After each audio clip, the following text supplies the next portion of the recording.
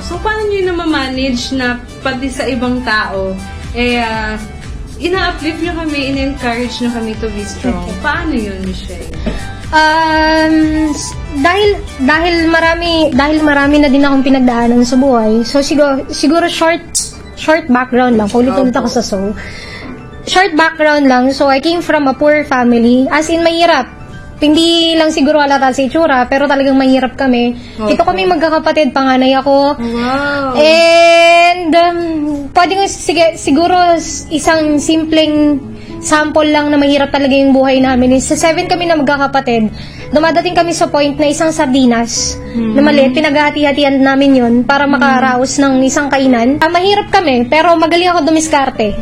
Talented ako sa pagdiskarte. Ilagay mo ako sa isang lugar na wala akong pera, uuwi akong may pera. Wow! Totoo. Kaya din siguro binigay ng Diyos sa akin yung mga talent kasi marami akong bagay na pagdadaanan sa buhay ko.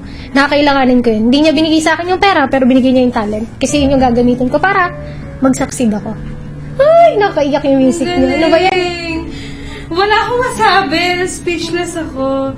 So, doon sa mga pinagdaanan niyo, Michelle, kaya natuto kayo and then gusto niyong i-share yon sa lahat ng mga hinahandle niyo. Oo. At saka ang lagi kong idea na binibigay sa kanila, dumaan na ako doon.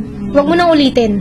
Tama. So, every time na may Lesson learned. yes, every time na may mistake ako nagagawa, pangit na maging, sa iba, parang pangit na maging sample yung sarili mo, yung pagkakamali mo, pero sa akin mas okay yun. Kasi ako yung living proof ng pagkakamali na yan.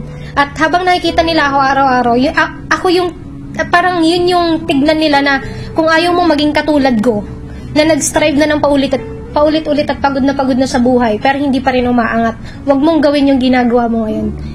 Itatama ko sa yung mga bagay na hindi ko nagawa. Gusto ko yon. Itatama ko sa'yo yung mga bagay na hindi ko nagawa. Ay, gusto ko yon.